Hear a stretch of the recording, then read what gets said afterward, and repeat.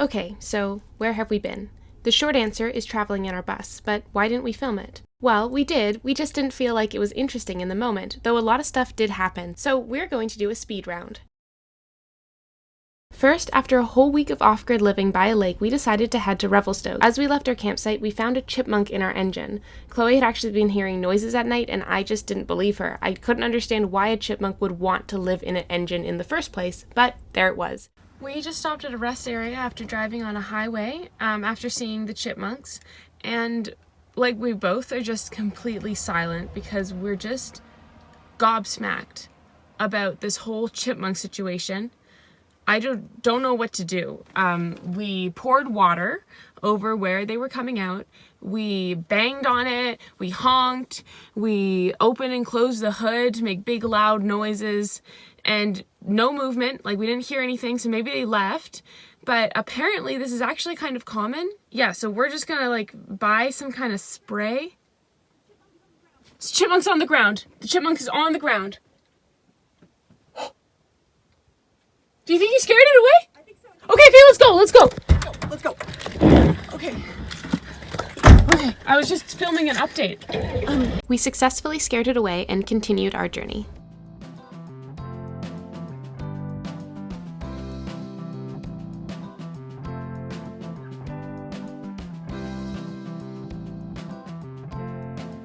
What do you think, Bev?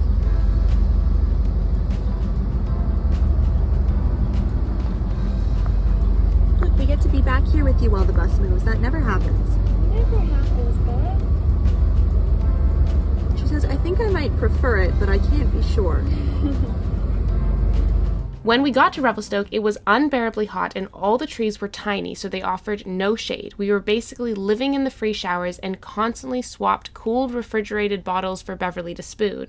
That night, there were more rodents who kept all three of us up, and the next morning, the smoke had rolled in. We were so tired and frustrated and sleep-deprived that we could barely talk to each other without crying, let alone to a camera. We packed up and left, picking up some things that the internet recommended for keeping rodents out of campers. At Glacier National Park, things were a lot better. With the higher elevation, days were much cooler, and we were out of the smoke, so we could breathe again. There was also a glacier-fed river that we could bathe in. Don't worry, we did ask a park employee if we were allowed to do it before doing it. I know it looks crazy, but it is so cathartic to bathe in rushing water. The next day, we decided to take action against the rodents. The internet told us that peppermint oil, mothballs, and blocking holes with steel wool and spray foam was the way to go. I've already started sprinkling them around some places. They smell very toxic. I put cotton balls soaked in peppermint oil inside behind all the countertops and mothballs outside in all the holes and in the engine. While I did this, Chloe did some extra research and found out that peppermint oil is actually toxic to cats and mothballs are toxic to everyone. I had no idea and I thought the smell would dissipate after a few minutes, but it did not. Even after removing all the mothballs and all the peppermint soaked cotton balls, the smell still lingered. We couldn't sleep at night because of it. Good morning. Brief little update on the rodent situation. Last night, and last day, I guess, we took all the mothballs out because mothballs actually smell really bad, and I forgot to read the label before I put them in, and I didn't realize how highly toxic they were. So all the mothballs are out of the bus now. We think there might be one left over. I weighed them to see if we got them all, and we got 342 grams of mothballs out, and the bag that we used had 350 grams in it, so that means we're missing one.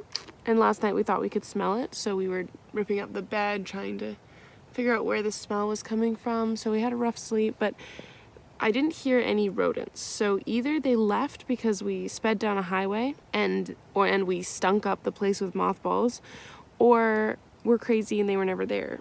We thought that there must be some rogue mothball somewhere, and we spent a whole day searching for it. At this point, the smoke had followed us, and it was suddenly unbearable to be outside. Beverly handled it like a champ and showed no change in her behavior, which we were actively looking for because we were worried we could have poisoned our child. With no sign of the smoke clearing up anytime soon, and no sign of where the lingering mothball stench might be coming from, we packed up and drove all the way home in 2 days, stopping only at my godparents' house to sleep before leaving again at 5 a.m., and then we moved into my parents' basement. Hello and welcome to my parents' basement. Beverly loves it. Having a great time. At this point, we felt beaten down. We had left Vancouver thinking that we wouldn't be back for a year, and here we were. My parents were concerned about us. We were obviously having a difficult time living full-time in an unreliable bus, so they offered us their basement as a permanent option, asking us to renovate it into a functional apartment so that they could rent it out once we were finished. It felt a bit like we were giving up on Whimsy, and it took some time for us to process what we wanted to do with our lives. We got engaged, we started planning a wedding, and we bought some new furniture for our new apartment. Then we moved back into Whimsy. We weren't ready to give up on him, but we also weren't ready to live in him full-time. Having a safe space to come back to if anything went wrong lifted a huge weight off of our shoulders. We traveled all around Vancouver Island, parked at some of the most beautiful rec sites we'd ever seen. We saw massive mushrooms and jumped into freezing water. Traveling in the fall was perfect for us. Whimsy never got too hot and never ran out of solar. We had a huge surge of creativity and wrote almost an entire book together that we are currently finishing and hoping to publish one day. Whimsy didn't break down at all. He didn't even have a hard start, even though it got cold. It felt amazing to actually live and thrive in a place that we made for ourselves without any problems.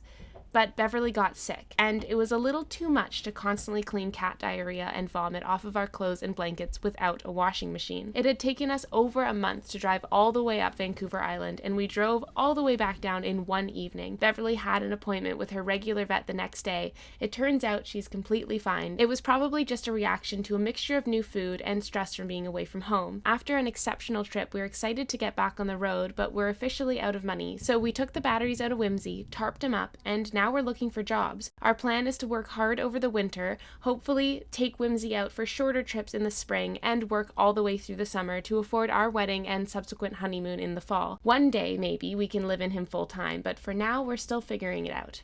Thank you so much for watching. We're sorry we haven't posted, but thanks for sticking around. It started to feel like filming things cursed us into bad luck, and taking a break from that I think really helped us appreciate what we created. We are planning on making videos of the basement renovations, so if you want to see what we're planning on doing with this space, please follow along. And be patient with us, we're still figuring it out, and all we know is that we want to do it together. Oh, and there might be wedding planning content on here too, so stay tuned for that. Oh my god, there's multiple of them. Am I going straight here? Yeah, straight. Oh my god, what